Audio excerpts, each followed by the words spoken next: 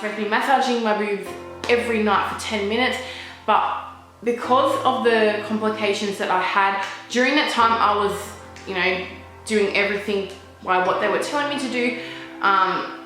But then my boobs started to get in a lot of pain. So, hey everyone, and welcome back to my channel. For today's video, I am going to be talking about my breast reduction complications as promised 2 weeks ago.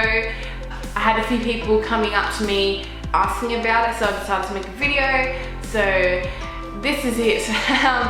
So pretty much I got an infection in one of my boobs, and it wasn't like, I didn't know at the time it was an infection because I had it for a while. I had the infection I think for 6 weeks in total. Long story short, I ended up messaging the nurse because I've got her number, and she told me to send her a photo.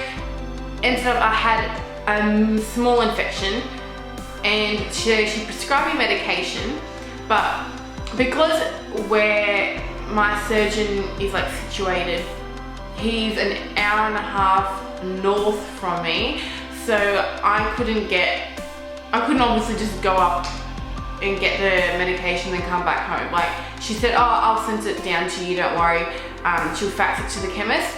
But then I went to the chemist and they said, one, they didn't even get a fax, and two, they need like the original copy. So I was like, that's fair enough. So I went and contacted my nurse again, sent her a text message telling her that she needs to send the original down to the chemist. She said that was all good. So I waited a couple of days for it to get there. And it still wasn't there. They hadn't even gotten the fax or anything. So I was like, all right, I'll give it another couple of days and then I'll be contacting the nurse again to see what was going on. But I ended up having to go to the doctors that day because I ended up getting another 2 infections, and I think it was because my immune system must have just been low. I got a hair follicle infection which I had in my leg, so I didn't know like what it was. I thought it was like eczema or something, but it obviously wasn't. Was put on antibiotics for those, which was lucky enough it was the same antibiotics as the one for my infection for my boob, and it helped with my ear infection at the time too. Unfortunately, I've got scars now on my leg, which really irritates me. But what can you do? I ended up taking these antibiotics. I had a repeat, so I was on these for 2 weeks, or maybe just under 2 weeks.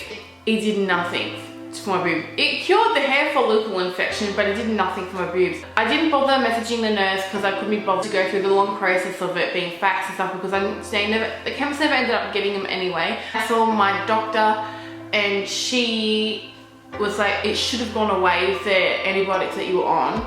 So it was obviously a more serious infection. So she took swabs and everything of the infection, got them sent away, and put on the form he was filling out to give it to my surgeon so he knew what was going on. Yeah, it's not really much to say.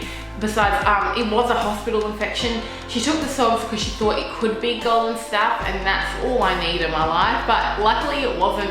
She put me on these really strong antibiotics, and it went away after 2 weeks. So pretty much all that's going to happen now is that the scarring is going to be worse on one boob than the other, because it pretty much like stretched everything out. I'm not too happy about, but you know, there's nothing that I can do. You win some, you lose some, I guess. And that's pretty much it. I hope that this video was informative for you.